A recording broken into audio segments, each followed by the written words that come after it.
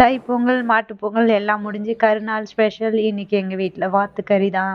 வாத்தை வந்து ஃபஸ்ட்டு வாங்கிட்டு வந்து ஃப்ரெஷ்ஷாக வந்துட்டு க்ளீன் பண்ணது வீட்டிலே க்ளீன் பண்ணுறோம். அதை வந்து ஹாட் வாட்டரில் போட்டு எடுத்து முடியெல்லாம் நல்லா ரிமூவ் பண்ணிவிட்டு அப்புறம் நெருப்பில் வாட்டிட்டு மறுபடியும் அது மேலே நல்லா மஞ்சத்தூள் எல்லாம் நல்லா தேய்ச்சிட்டு நல்லா வாஷ் பண்ணிவிட்டு அதுக்கப்புறம் வந்து கட் பண்ணணும். இங்கே கட் பண்ணுற கேப்பில் நான் ஒன்று எடுத்துன்னு வந்து சுட்டுட்டு இருக்கேன். சுட்டுட்டு வந்துட்டேன். வாத்தோடைய பேக்கு இது சின்ன வயசில் எனக்கு சாப்பிட்ட அனுபவம் நிறையவே இருக்குது.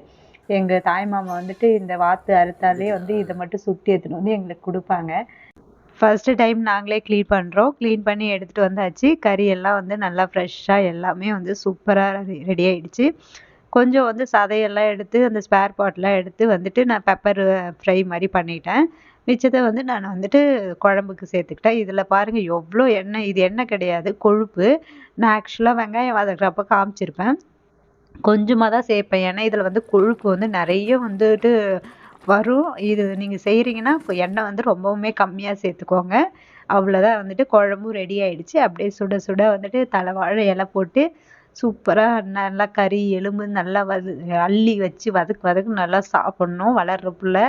அதனால் நல்லா எல்லாத்தையும் வச்சு சூப்பராக ஒரு நல்ல ஒரு பிடிக்க வேண்டியது தான். சுட சுட எடுத்து செம்ம டேஸ்ட்டாக இருக்குது. எலும்பு கறி கொஞ்சம் வாத்தில் வந்து எலும்பு தான் கொஞ்சம் ஜாஸ்தி இருக்கிற மாதிரி இருக்கும். ஆனால் இது கொஞ்சம் நல்லா பெரிய வாத்துன்றதால எனக்கு 1.5 கிலோ பக்கம் வந்துச்சு. ஒரே ஒரு வாத்து மட்டுமே, அந்த அளவுக்கு வரவே வராது.